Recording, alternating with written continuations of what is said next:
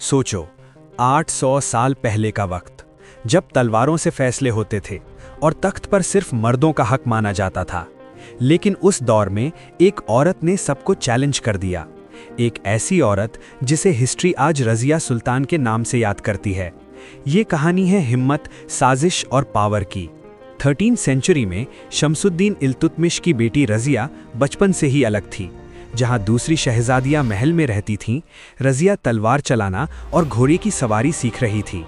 उसके वालिद सुल्तान इल्तुतमिश को जल्दी समझ आ गया था कि रज़िया में एक हुक्मरान की क्वालिटीज़ हैं। इसलिए उन्होंने एक दिन सबको हैरान कर दिया।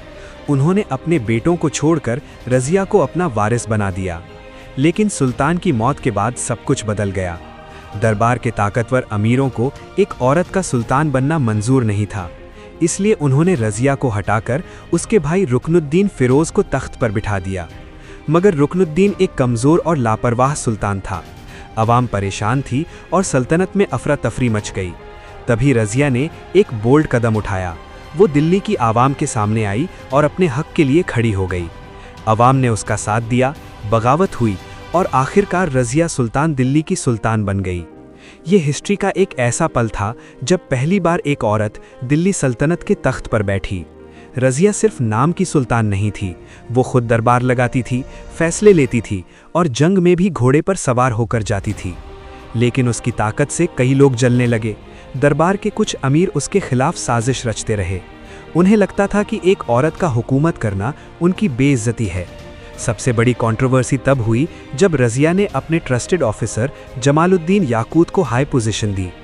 इस बात ने दरबार के लोगों को और भी गुस्सा दिलाया। फिर एक दिन बगावत फूट पड़ी।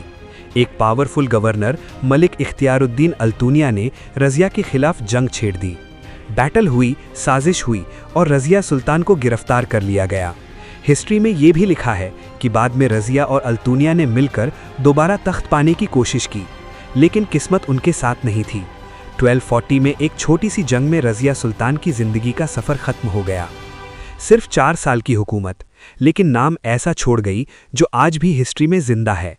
रज़िया सुल्तान सिर्फ एक रूलर नहीं थी, वो एक सिंबल थी हिम्मत का।